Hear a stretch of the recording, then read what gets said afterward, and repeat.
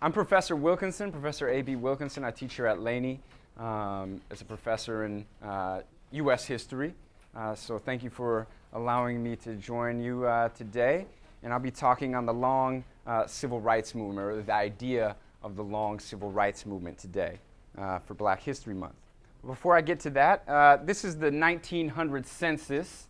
As you know, we take the census every 10 years, okay? So this is a census that is actually from my family in Cape Girardeau, Missouri. If you zoom in right there, here is my family listed. There's Joel Wilkinson. My last name's actually Wilkinson, but some of the census takers took it down a little bit incorrectly there. And on this census, you have the name, the relation, the color or race, the sex, the date of birth, and then the age. Now, if you notice something about the color or race, for my family there, Wilkinson being my last name, is actually an English name, but there's nobody who's English in my family. My mother is of European descent, but on my father's line, my father is of what descent by this census? What would you say? Black, right? They're all listed as black. And my father's actually part Native American as well, so I'm a very mixed person. If you look at my family here, this is the Wilkinson clan, at least my brother and my sister. They came out with some different genes than I did a little bit, as you can see, though we have the same parents, I assure you.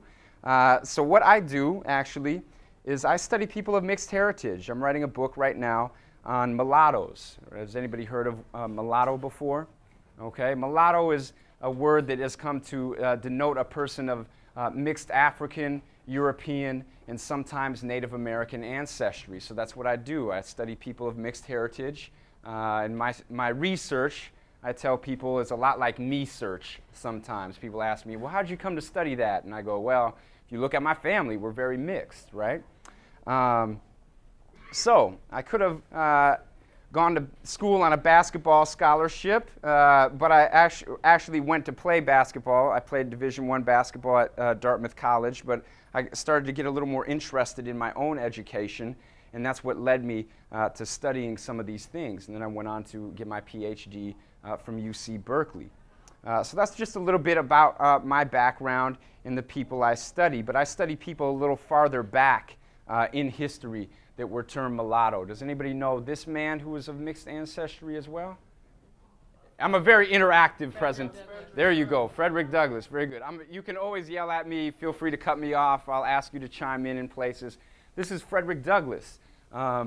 He was a person of mixed ancestry. His father was a slave, or was a slaveholder, and his mother was an African slave, his father being of European descent. Now, unlike my parents were in an agreement when they got together and they married, right? It was a consensual relationship. But many of us know that much of the mixture that took place in the period of slavery before the Civil War was that those relationships or those liaisons between groups of people, was it always consensual? No, a lot of it came through rape or coercion of African women or African-American women and women of color. So definitely there are some different origins for people of mixed descent in this history. But I'm not going to speak specifically on people of mixed ancestry today, though we will talk about Frederick Douglass. Here he is earlier on in life, and here he is in later on life. All right? We're going to talk about the long civil rights movement and our place in it, or your place in it. Here I'm showing you a poster of Black History Month that actually started off, is not a month, but you see by the poster, it started off as a what? A week. As a week, all right? It started off as a week in February. Not because it's the shortest month of the year, or one of the shortest months of the year, but because African-American historian Carter G. Woodson, the founder of Negro History Week, who's in the middle there, he's in the middle picture, he wanted to commemorate African-American history during the week of Abraham Lincoln and Frederick Douglass's birth, all right? So that's why it's also around President's Day. That's Woodson again up there in the middle. It was thought that Frederick Douglass was born in February, but no one knows exactly the year that Frederick Douglass was born. Not even Douglass himself knew what year he was born. And why didn't he know the year that he was born? Who didn't keep records? Yeah, slaveholders didn't always keep exact records of the dates of birth of the slaves on the plantation. And so Douglass, being a slave in Maryland, did not have his exact date, bless you, did not have his exact date of birth recorded, okay? But we think that this was when he was born. And so today I'm going to talk about the long civil rights movement. And what do I mean about the long civil rights movement? Well, when we think about the civil rights movement, we typically come to think of what names? What names jump in our minds? Martin Luther King. Can you give me a woman maybe? Harriet Tubman, Angela Davis. Someone on a bus, I recall. Rosa Parks. Okay, so we have, good. So we have good names here. Excellent. I don't have pictures of all of them, but you got a couple. So we typically think of Rosa Parks, and Martin Luther King. And definitely, these were people who were associated with the civil rights movement. And what time period do we usually place the civil rights movement in? 1960s, all right? And actually, Rosa Parks and Martin Luther King were even in the 1950s working on civil rights during that time. So it's usually associated with the 1950s and 1960s. This is when we're taught about it, maybe in the K through 12, kindergarten through 12th grade or high school. This is when we're usually taught about it. Yeah.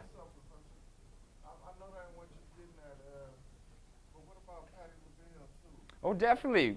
We got to include cultural heroes as well, because they're, when they're singing songs, a lot of those songs are freedom songs, right? That come out of Negro spirituals. So I would associate not only political leaders, but also there's a great book that if you want to look up on that by Waldo Martin. It's called No Coward Soldiers. No Coward Soldiers, if you're interested in that. And he talks about the cultural ways that, not only singers, but athletes. What about Wilt Chamberlain in the slam dunk? That's a point of contention for a lot of people, African Americans, Muhammad Ali, right? So that book, No Coward Soldiers, if you want to take a look at that, it goes over some of that history. So in thinking about the long civil rights movement, were African Americans just fighting against segregation and fighting for equality in the 1950s and 1960s? Did they wake up in the 1950s and say, hey, there's oppression, we got to stop it now? No, that started with, that's how the NAACP was in the early 1900s. Okay, good. NAACP is founded in the early 1900s. So where will we place the start of the civil rights movement? Early 1900s?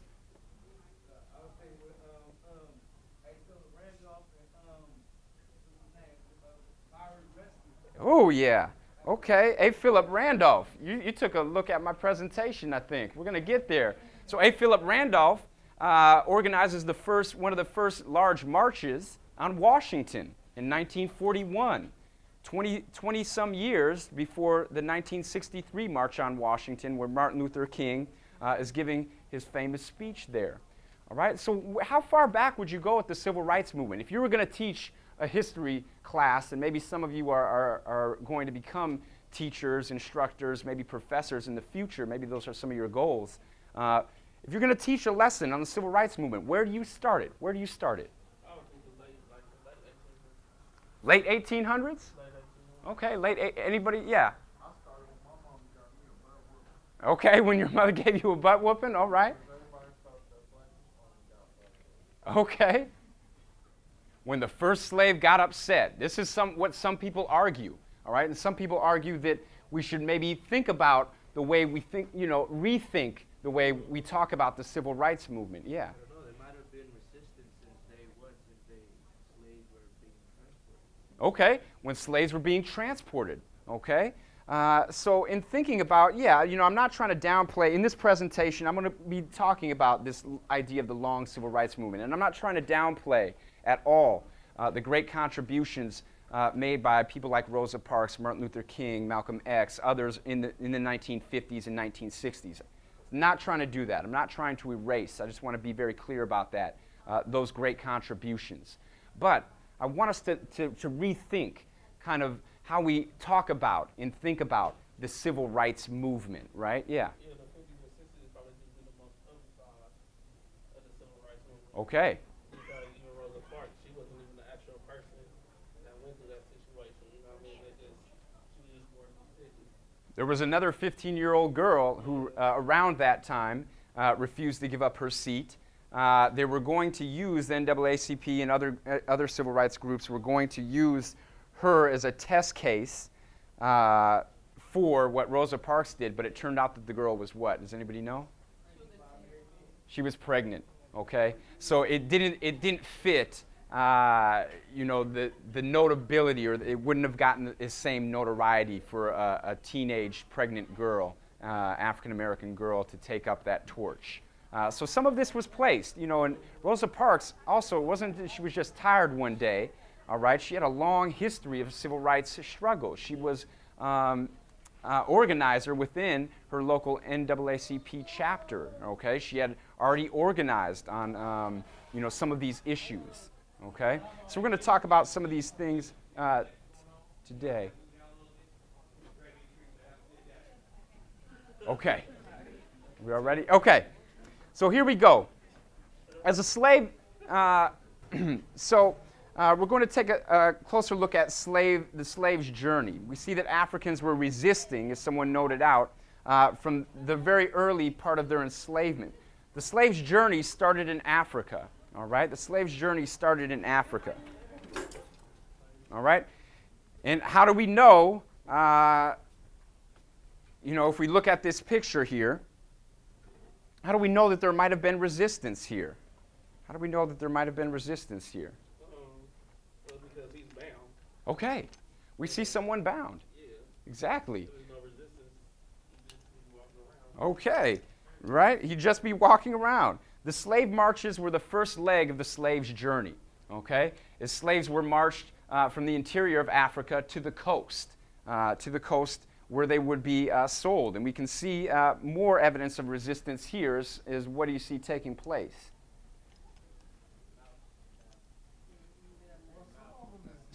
Some of them are bound, some of them are not as clothed. Some of them don't have clothes. It looks like he's going to be killed, too. Okay. Why would you kill a healthy slave if he was going to earn you money? Okay. Because he's starting something up, right? So many slaves would have to walk hundreds of miles, and this was really the first leg of the slave's journey to the African coast, all right, the west coast of Africa. But resistance was always a part of that struggle, all right? Is this a part of the long civil rights movement? All right. The Middle Passage, as we can see here, was the second leg of the slave's voyage, all right, the trip across the Atlantic. Second leg of the slave's voyage, sometimes called the Middle Passage because of the cross around the Atlantic as well. These slaves also fought to get free, and that resistance continued across the wide expanse of the Atlantic Ocean as 10 to 13 million people were transported across the great ocean. Where did most slaves go? Yeah, you're right. The Caribbean and Brazil. Okay, you've got them both right there. Okay, these were the main two places that slaves were taken. What about the United States?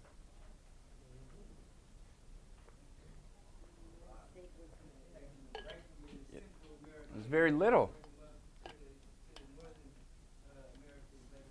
Yep. Sometimes they came up through the Caribbean, but very little, in fact. Not many people know that, but very few. Less than 5%, probably by our estimates now, less than 5% of Africans were actually taken to the interior or to North America, colonial North America, and then the United States. So relatively small numbers of slaves go to North America. But the interesting thing about that North American population is it's the only, to my knowledge, or the greatest population that increases through natural reproduction, all right? And it will become the largest slave population by 1860 through that natural reproduction, even dwarfing Brazil and the Caribbean in numbers. So we know that African Americans struggled to survive in this setting of North America, very clearly. I have a question. Yeah, go ahead. How do you think that so few enslaved Africans went to the U.S., yet the numbers were so expensive after a couple of years? That's another lecture. You'd have to take another one of my classes where I kind of break that down as why. Real quickly to answer those questions, one is the type of labor, okay? When you're talking about tobacco, rice, and indigo, plantation slavery, and even when we get into cotton in the 1800s, it's different from sugar production. Sugar production is grueling. They work slaves 14 to 16 hours a day, even by moonlight, when you need to get the cane in. And cane has like a 24-hour period to juice it, and then you've got to get it processed or it goes bad. So they were working slaves to death in these regions. I'll stop there because I'd keep going. But if you'd like to talk, I could give you more information as well. So many of you know about the horrific conditions under which slaves were transported across the Atlantic during that Middle Passage. The horrible conditions, the bad food, the plates being passed around, no bathroom facilities, so hygiene was kept terrible. Buckets for excrement, bodily fluids such as sweat, vomit, urination, and menstruation are not properly disposed of. All right? So I'm moving through a section that I'd normally take, great detailed time to really work through and gain a more, reflective stance on this very difficult passage, this very difficult journey. Violence was experienced not only through physical violence, but psychological violence and sexual violence against women, children, and even sometimes men. This trip could take several weeks to several months, depending on the destination and ship technology. So definitely not an easy journey, right? Not an easy journey. People have to fight just to stay alive in many cases. People were cramped into small spaces, as you can see here below deck. And people had to maintain security against slave revolts during this time because the extreme conditions led to extreme circumstances. Would a lot of slaves actually jump off the boats too? Slaves jumped off the boats. Well, let's look at that picture of the boat there a little closely. So if we zoom in on that picture of the boat, we see resistance right away, as this picture was for slave carriers to understand how to move and transport slaves properly. So we'll read that caption there. You'll see a representation, quote, I'm quoting that right up there, representation of an insurrection on board a slave ship, showing how the crew fire upon the unhappy slaves from behind the barricado, erected on board all slave ships as a security whenever such commotions may happen, end quote. So what does this show us? This shows us a few things, right? If this was a handout that was given to slave carriers, what does this show us? Some Negroes wasn't going for that. They wasn't trying to be no slaves. Definitely not. Definitely not. They were not going for that, right? We see slaves jumping off the boat. We see this barricade that's set up, all right? Did sea captains know that insurrections could happen? Yeah. Oh, yeah. And they had to be prepared for them. We see that people were not willing to be bound and carried, right? They did not just accept their condition. They fought against it. And now studies within history are showing that there were actually more slave insurrections than we had previously thought, that they happened with a regular type of occurrence, all right? So people had to be aware of this. Now, this is a large form of resistance, but there are small forms of resistance as well. Once a slave reaches the Americas, all right, what about the docile slave who kind of shifts his feet and doesn't want to go to work, or the recalcitrant slave, who's kind of, talks back to his owner or the overseer every once in a while? You tell me, right? We're looking at the sources, and I would say that maybe someone didn't accept their condition. There are small, slaves that talk back. The recalcitrant slave. Recalcitrant just means, that kid that talks back to his parents all the time. Oh, goodness. I am the wrong one. I have a recalcitrant. I think that's it right there. I have a deficiency in spelling. No, I'm serious. I used to get double times on tests. I'm a student who's been given the label learning disabled. but I don't accept that label. I say that I have a learning difference, and I spell in the 19th percentile, even though I have a PhD. Just because you have, been labeled with a disability doesn't mean you can't go on and do what you want. But that came from this right here, like post-traumatic slave syndrome. Right? Post-traumatic, that's another conversation. We could have that one afterwards. I would argue that we're dealing with less the effects of slavery today than we're dealing with what the system is putting on us right now. That's my argument to that. Just a quick shot at that one. Yeah. Wilkinson, you said tell you. I think that a happy slave was a slave that was in a time zone where it was a period when he was changing stuff as far as the period. I'll talk about some of these things. I will definitely get to that. But these slaves were unhappy. What about the slave woman who had a 12-month pregnancy? Master says, you've been pregnant now 10, 11, it's going on 12 months now. Are you, really pregnant? Have you been pregnant that long? Or are you just trying to get out of what? Get out of work. What about the slave who always had a tool broken? Every other week, this slave has a tool broken. Why does this tool break on this slave? Maybe that slave was doing what? Breaking the master's tools. So every form of resistance doesn't have to be a large form of rebellion to be resistance. That's my point, is that many slaves on the daily were resisting their condition, all right, with these small forms of slavery, or, slave resistance where they could, okay? Arson, that's another one. Fields going up in flames. What about the master who got sick day by day, got sicker and then died? Well, come to find out the slaves in the house were doing what? Poisoning them, all right? So there are these smaller forms, okay? There are these smaller forms of resistance that take place, is my point. Just because we don't have a slave rebellion every year doesn't mean that slaves were happy in their position, right? There were smaller forms of resistance. Stealing from the master. It's called pan-toting, slaves practiced this as well. So we could go along the line, but one of the largest forms of resistance was when the slave did what? Any guesses? How can you take your own liberty back and take a hit at the master's wealth? You can run away. The greatest form of resistance was to run away. Many times slaves engaged in larger forms of resistance, plots to free themselves and overthrow the system of slavery. This was the case of what man in 1831 who led dozens of slaves in revolt in Southampton, Virginia? Does anybody know his name? Oh, Nat Turner. There you go, Nat Turner. All right. Nat Turners Rebellion in 1831. The planning began in February as Nat Turner saw signs who he believed were from God to enact rebellion and throw off the system of slavery. He had actually run away, all right, and had been free for a little while. And he returned to the plantation because he felt that he was called by God to carry out this plan, all right?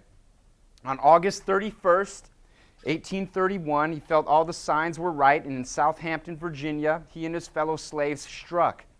At the height of the revolt, the slaves had numbers around 70 or into the 70s that included slaves and maybe free people of color as well.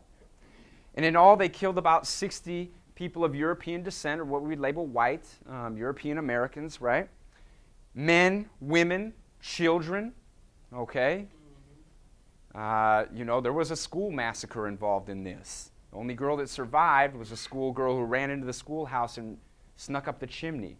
So to be sure, this is something that can be debated on whether or not Nat should have went after the kids or not. But in his defense, he argued that slavery attacked children as well.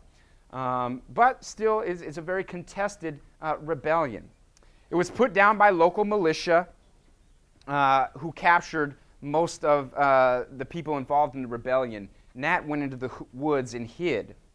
Other forms of resistance were used by slaves as well, and as I told you, the greatest form of resistance is for the slave to do what?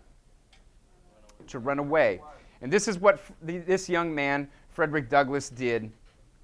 And he went to the North in areas that were free and gave speeches before large audiences.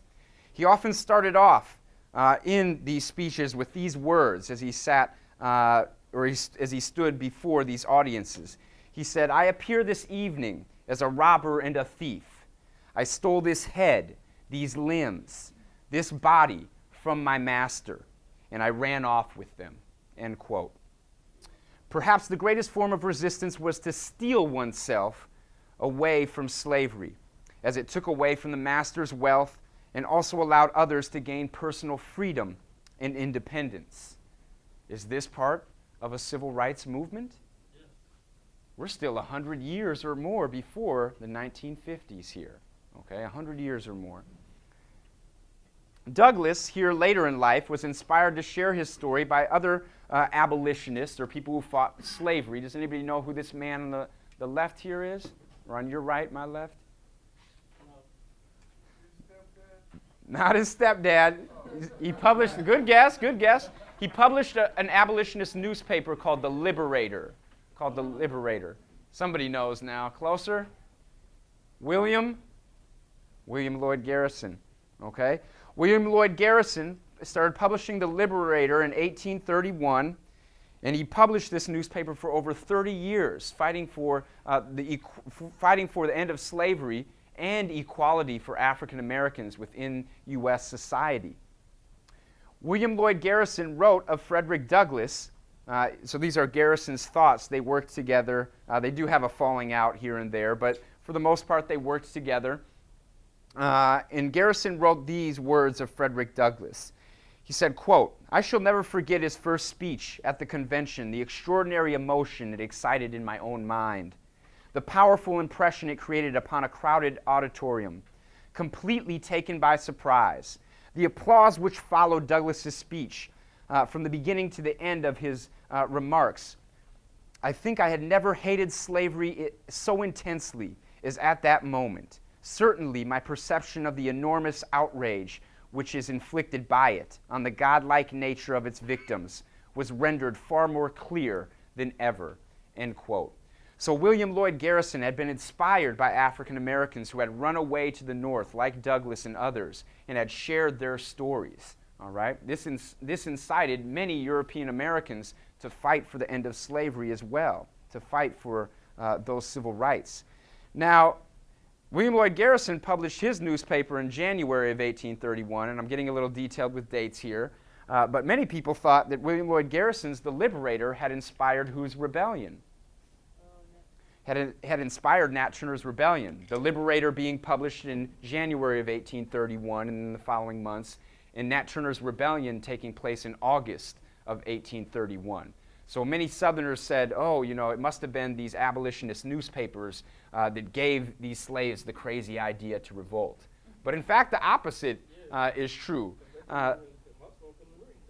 But Nat Turner was literate. We're told that most couldn't read, and it's really after Nat Turner's rebellions that they put in place laws that prevent reading, but many slaves are literate before this time. Who do you think took the tobacco to the market and counted the money and wrote out the bills, all right? Many slave owners, in fact, fought those laws because they said, I need this slave to be literate so we can run my store, so we can run my plantation in some ways. So, half of the overseers were actually African American, so they had positions of power.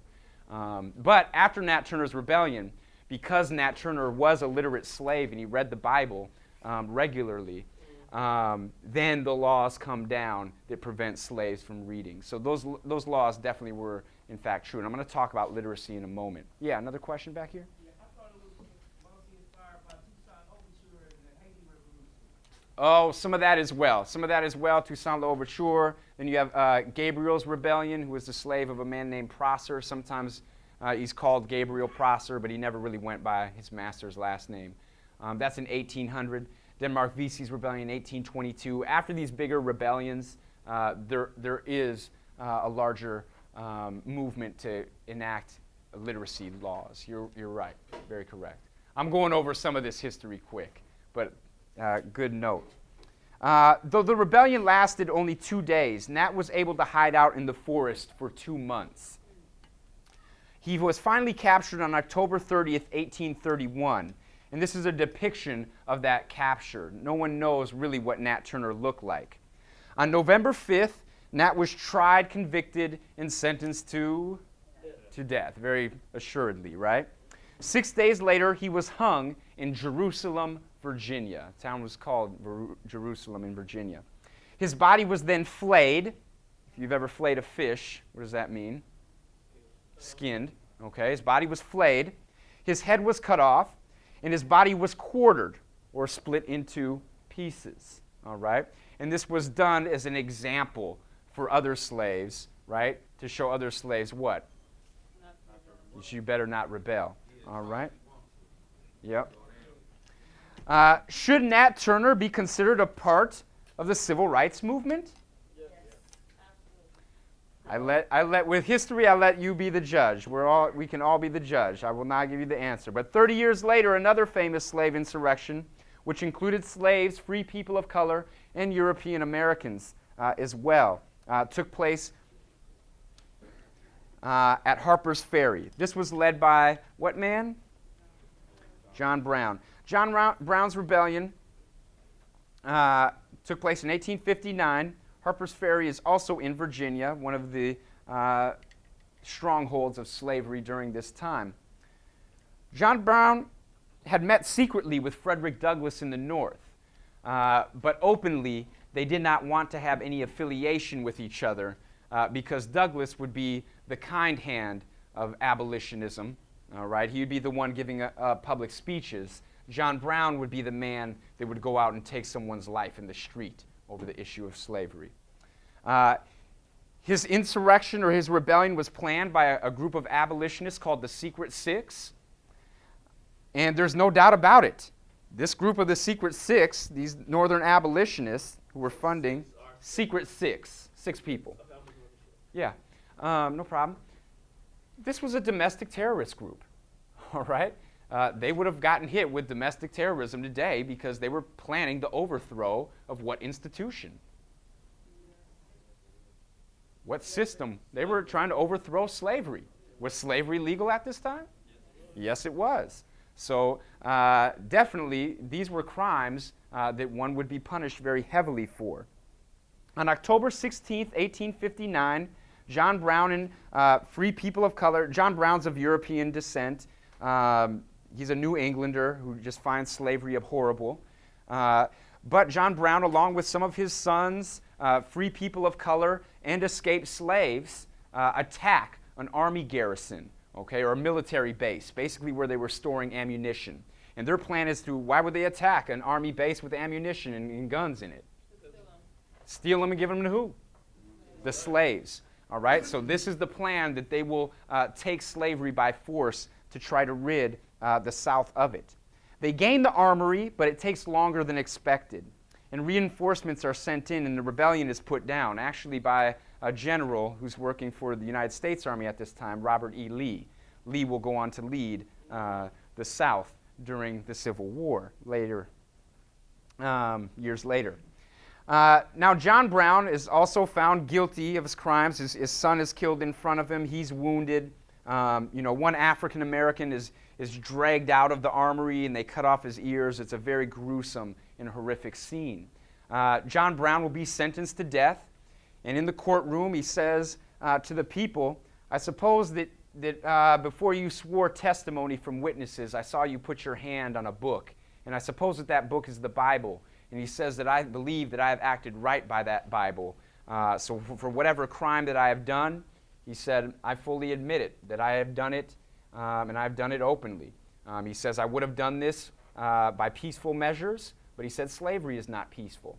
And so I took these measures of violence against slavery. But he was similarly, like Nat Turner, executed, and others held him as a martyr for these actions. Yes. The point that could be made is that the Bible could be used both, and during this time was used both to support slavery and both to go against slavery. So there are two things, but I don't want to get too off track, so I'm going to make sure that I keep moving. Yes. Well, there's the verse in the Bible that says, slaves obey your masters and so on and so forth.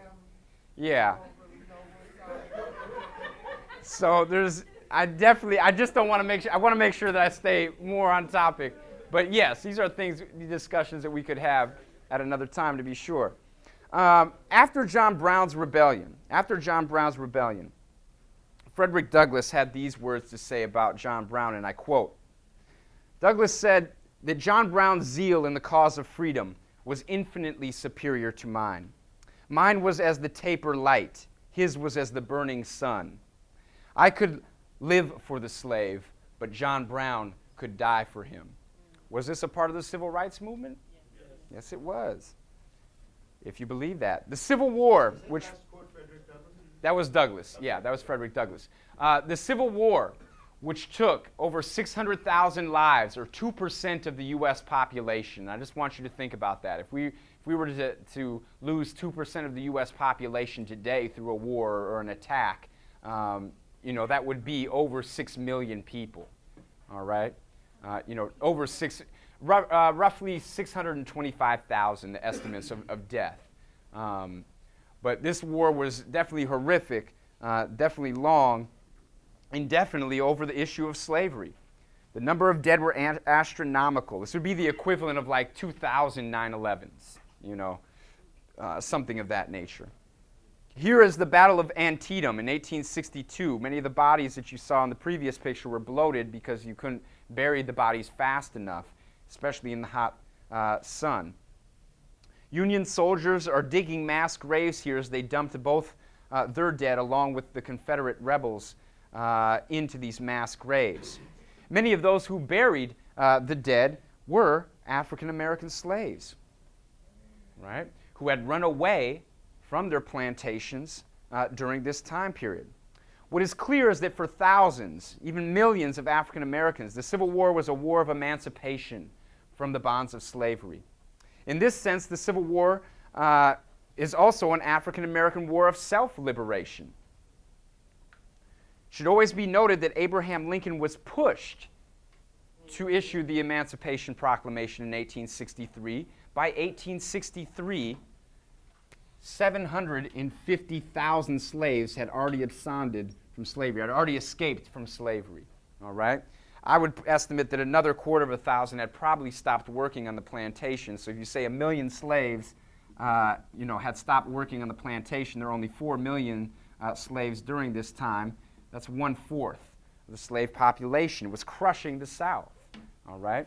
Lincoln had no choice but to free the slaves, though his personal beliefs probably favored it, all right, if we look at the documentation. It was something that Frederick Douglass had written him on a regular basis about, had spoken with him about, and Douglass actually was invited by Lincoln into the White House at least a couple of times to speak privately with Lincoln. During that second meeting, Lincoln thought that he might lose the war, that the North might lose the war, that the South would keep slavery. And he basically said to Douglass, in as many words, he said, if we lose this war, I want you to do the same thing that John Brown did. I want you to lead a massive rebellion in the South. But the North wins the war. And a warfare during this time allowed for easier slave flight as the Southern labor system was destroyed. In the first years of the war, African Americans were only allowed to dig ditches, carry water, do the dirty work, clean out the latrines, the sewage, the filth. But by 1863, Lincoln, being pushed by African American leaders, allowed African Americans to enroll in the U.S. military for the first time. And they were transformed into men of honor, warriors for freedom. Many Northern soldiers didn't agree with this and even left after this was issued, after the Emancipation Proclamation was issued as well in 1863. And if we look at the numbers of African American soldiers in the war, we see that 200,000 enlisted. Okay, we're just going to break down some numbers here. I know this isn't not a mathematician, a historian, but we'll say there were 2 million men out of the 4 million slave total. Half of them men, half of them women, roughly, right?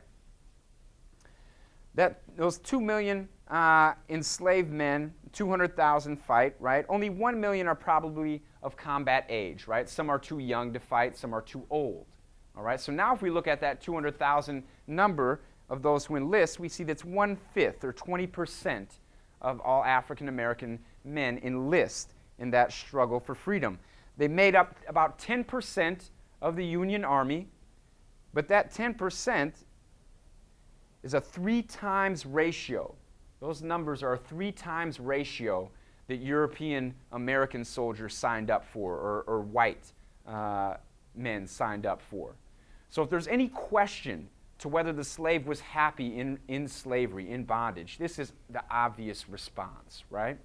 That African Americans, even though they didn't make up the majority, right, only about 10% of those who fought in the Civil War for the North, they make up 3 times the ratio, if we look at the numbers of others that enlisted. So it's very clear that they were fighting for their freedom.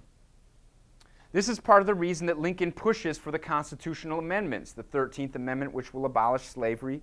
And then, really a few days before Lincoln's death, he gives a speech, an impromptu speech, outside of the White House as African Americans are kind of follow Lincoln wherever he goes and are thanking him for freedom. But it's really a freedom that they push themselves. And Lincoln gets out and he gives an impromptu speech and he says, maybe African American soldiers should be given the right to vote. He says that would be something that I would like to see maybe in the future.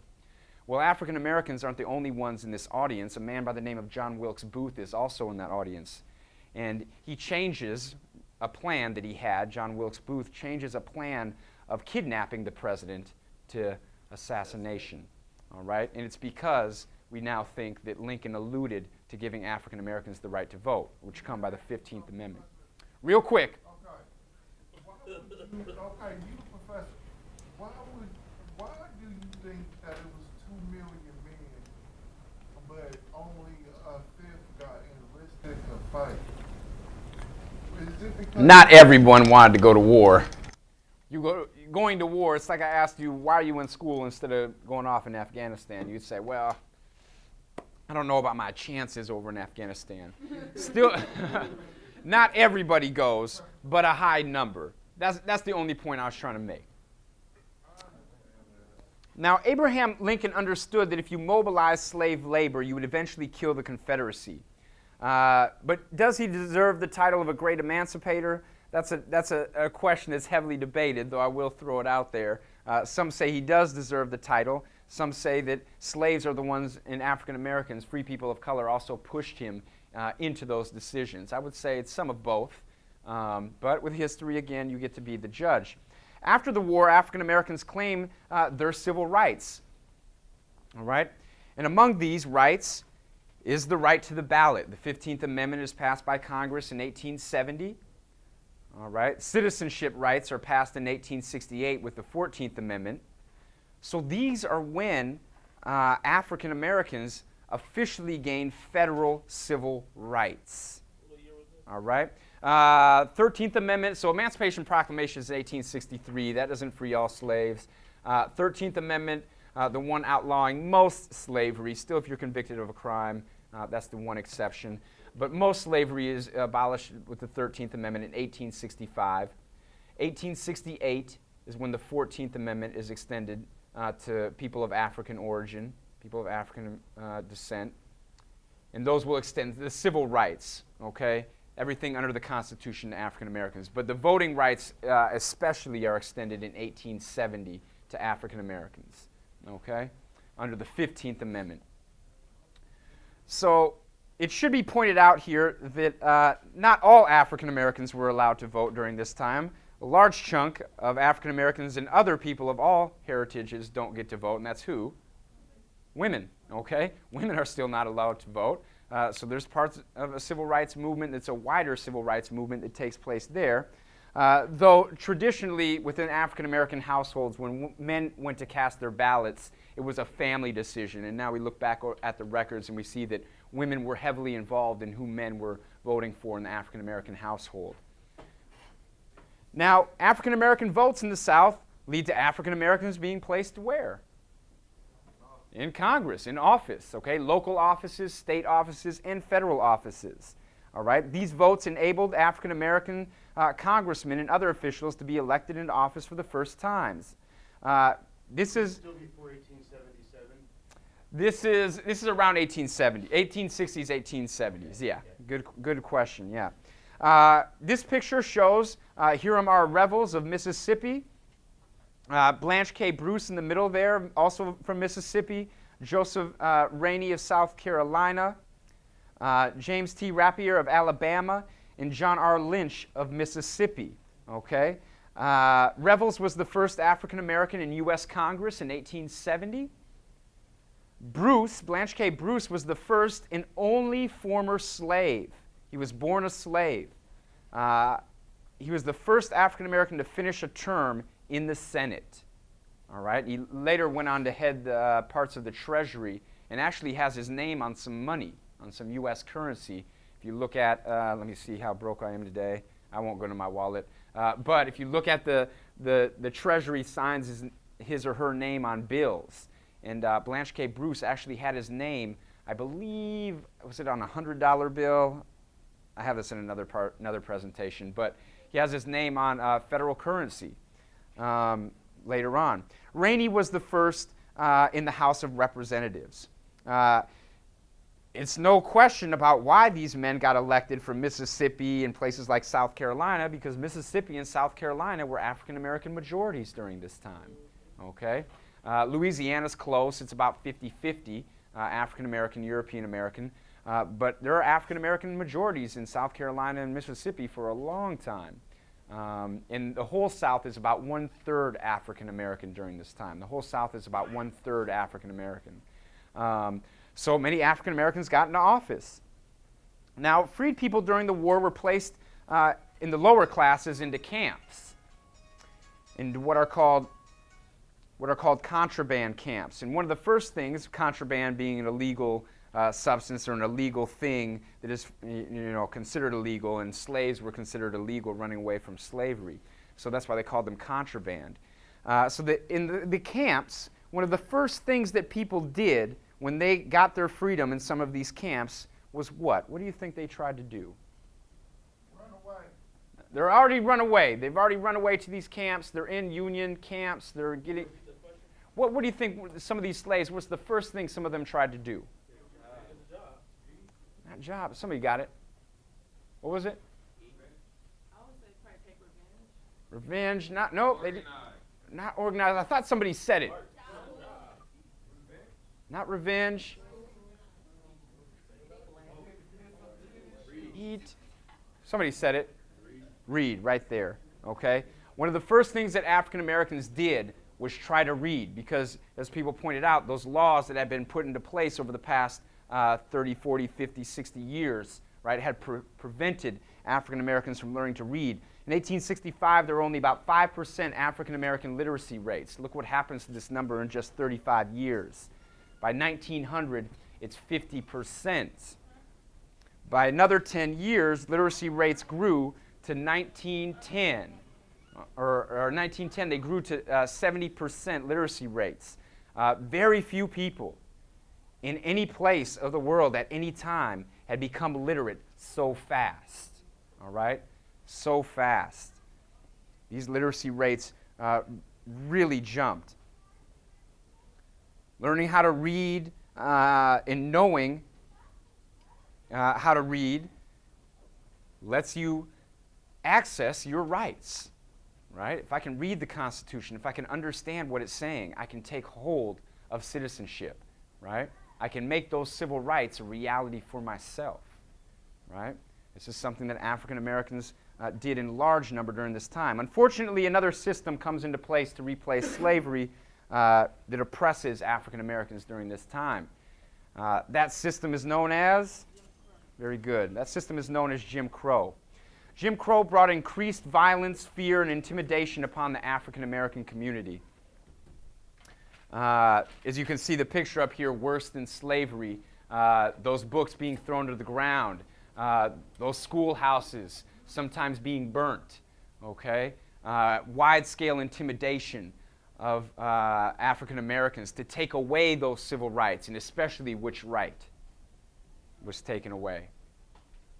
The voting right, right? The intimidation was, don't go to the ballot. How do you keep somebody from going to the ballot? Well, they might go submit their vote that day, but they might get a knock on the door that night from a Ku Klux Klan member, the KKK, or another white league terrorist organization, all right? So this definitely happened, and this dispossessed African Americans of their rights during this time. It was smashing on them. Yes, this definitely happened, yeah. Were there Africans that refused to learn the American language, especially when it stick to like create another language? Most African Americans overwhelmingly consider themselves Americans, all right, overwhelmingly. They said, we built it, look, we built the White House, we built all this stuff up, we consider themselves ours. And that's what Douglass, and there are some back to Africa movements to be sure, but the majority of African Americans consider themselves American in the fullest sense. Yes?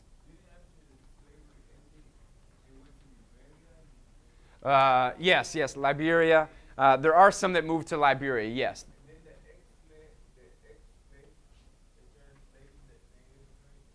That happens, yes, in some places. There's another story over there. There definitely is. Yeah, good point. In 1884, more than 70 years before Rosa Parks refused to give up her seat on a bus, this woman refused to move from her seat on a segregated Jim Crow train.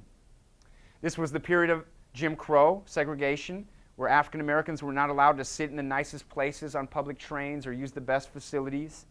So you can maybe imagine having to ride on the dirtiest trains on BART with all that carpet, even worse in some instances. Does anybody know who this woman is? You are correct. This is Itobe Wells.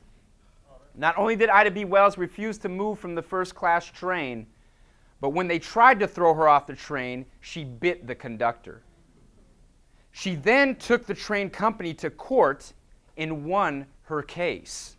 She was awarded $500. This is in 1884. Okay? This is in that was a lot of money. I don't know if she got it, but she was supposed to win that money. Wells came into the world at the tail end of slavery, born in Mississippi. 6 months after her birth, Lincoln's Emancipation Proclamation took effect, and Wells overcame many early struggles in her life. Despite obstacles like these, she continued her schooling and secured a position as a teacher, earning $25 a month, which was a lot of money back then. Over the years, through her hard work, she became a businesswoman, journalist, and newspaper editor of the Memphis Free Speech newspaper. She was also a partial owner of that paper. Unfortunately, in 1892, 3 of her close friends in Memphis were lynched or killed by a mob of people who supported Jim Crow laws. She was devastated when she heard that her friends were so savagely murdered. But none of the people who were tried were found guilty for these murders. They weren't even brought to trial, actually, I should point out. So she decided to write about the unjust actions in her newspaper in Memphis, even though this meant risking her life. Those who spoke out against Jim Crow segregation and lynchings made themselves targets for violence. She decided to speak out anyway. And the response came back violently. One man said that Wells should be tied up in the middle of the street and, quote, be burned at the stake, end quote. Afterwards, her newspaper building was set on fire and her printing press was destroyed. Still, Wells was not stopped. And you notice the importance of literacy here, right? How do you get out the message to people about what's going on? Through the print, right? Newspaper. She moved to New York City and bought a pistol for her protection. Some said she carried 2. But this is what she said about carrying a gun. And I'm not promoting guns here at all, and I even was conflicted about adding this, but it's a different time, different place, right? I want to make that clear. She said, quote, I felt that one had better die fighting against injustice than to die like a dog or a rat in a trap. I had already determined to sell my life as dearly as possible if attacked. I felt if I could take one lyncher, just one lyncher with me, this would even up the score just a little bit, end quote. In New York, Wells continued with her journalism, writing about the injustices that her friends and many other African Americans faced during Jim Crow segregation. In Southern Horrors, she published this pamphlet here and many other interesting pamphlets and journals. In Southern Horrors, she describes lynch laws in all of its phases and details really lynchings that were not detailed in any other place during this time. Towards the end of his life, Frederick Douglass, being older at this time, he was inspired by the efforts of Itobe Wells, and actually presented with her at the 1893 World's Fair in Chicago, and they sold this pamphlet together. Douglass actually wrote the intro to this. He has a little piece where he writes a little intro. Itobe Wells is one of the reasons we are here today, as she helped record the history of our people. She was a woman who had been working on the biggest battle that faced African Americans after slavery, the evils of Jim Crow racism. Other groups, organizations, as someone mentioned here, the NAACP, an organization which pushed to end Jim Crow legislation through the law. And in New York City, after a lynching had been reported in the South, they used to hang this banner. A man was lynched yesterday. This picture is from 1838. They were made to take down the banner later. In World War I, as we move into the 1900s, despite abuse and systematic racism within the U.S. military, our men again serve with honor. And what do you see these men wearing here on their lapels? They're wearing medals. But it's not a medal, it's the Croix de Guerre. That's in French. Actually, I can't pronounce French, so I'm doing my best there. It's awarded for gallantry in action. But was awarded by what country? France. France is the country that awarded these medals, as some of the valiant efforts weren't even recognized by the U.S. military. But they fought anyway because they fought for civil rights. French are the ones who award them the special honors. In some cases. Some of the men do get honors, but the French treated them in some ways much better than they were treated even back home. Some men stayed in France. But here, the 369th Regiment of New York, a very famous African-American regiment, is returning from World War I here. And the idea was that they would return fighting. Okay? This idea is that we return fighting. And what are they fighting for when they return to the U.S.? Civil rights. Civil rights, for equality. This is 1919. Okay? This is 1919. Civil rights, equal citizenship. The same fight would continue as well in World War II. Okay, in World War II. From World War I to World War II, our servicemen and women continued to be disrespected at home. Jim Crow military facilities, harassment, violence, still segregation. Some questioned whether it was worth fighting for second-class equality or second-class citizenship. The question would always be out there, would the patriotism be rewarded? Because obviously these men saw themselves as what? American, all right? During World War II, though African-American responses did vary throughout the war, not everybody thought we should support, the U.S. during these wars. But during World War II, the campaign Double V for Victory came up. Again, victory abroad, but victory at home. African Americans at home would support the United States during the war as well. Winning the war meant winning equal rights, meant winning civil rights, right? And during World War II, in 1941, A. Philip Randolph and others planned a march on Washington. This is 1941. They would march on Washington, D.C., demanding that the U.S. government get rid of discriminatory policies in the hiring of workers, okay, in the federal government. So is this a part of the long civil rights movement? This is 1941, okay? This is, again, 10, 20 years before what we consider the height of the civil rights movement, okay? In 1941, Executive Order 8802 declared that there should be no discrimination in defense industries or government. The U.S. government was both shamed and embarrassed by its segregation, though still they had it. But Franklin D. Roosevelt passed the FEPC, the Fair Employment Practices Commissions. These are predecessors to other commissions that were set up to institute civil rights. But this is 1941, when A. Philip Randolph really pushed FDR, Franklin D. Roosevelt, to open up military establishments, military jobs to African Americans. So FDR gives in to the demand, all right, and the march is actually canceled. So the first march on Washington is canceled because of this executive order, because FDR issues a plan of non-discrimination and desegregation in public industry, okay? So this means shipbuilding, war building. It did. And if you look at what this leads to, you can see these women here working in the Richmond shipyards. And I would guess, I'm just curious, how many people in this room have family from Louisiana, Arkansas, or Texas, somewhere around there? They probably came out during World War II, during this time. Okay. Okay. Good.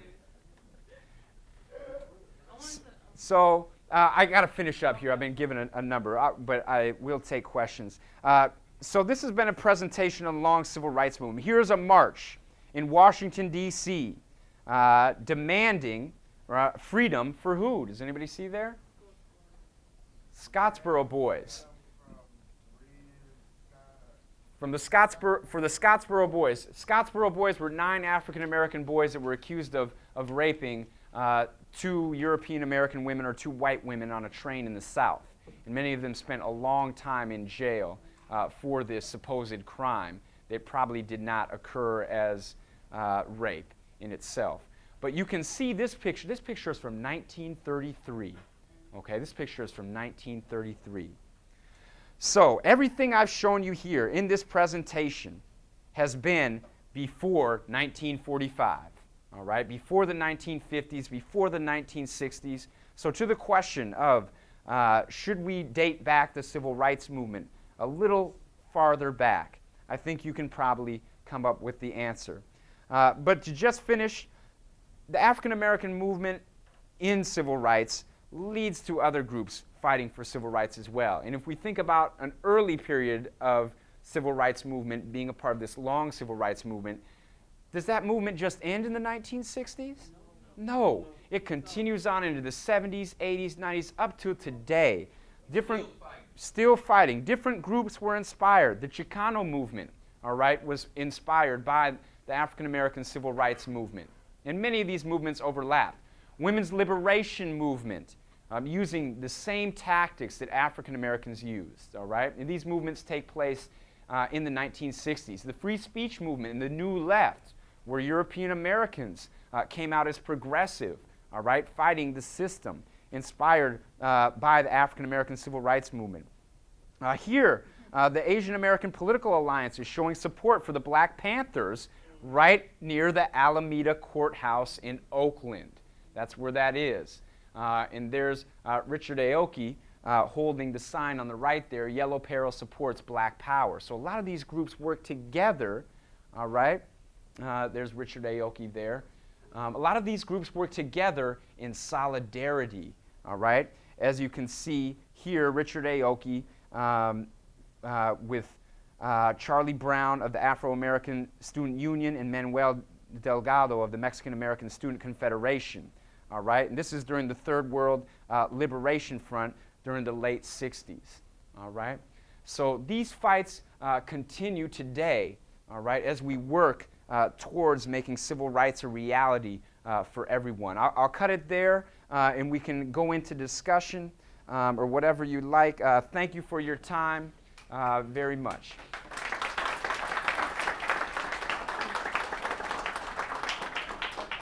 Yeah. I like how you ended too, like those cool. Bring it all together.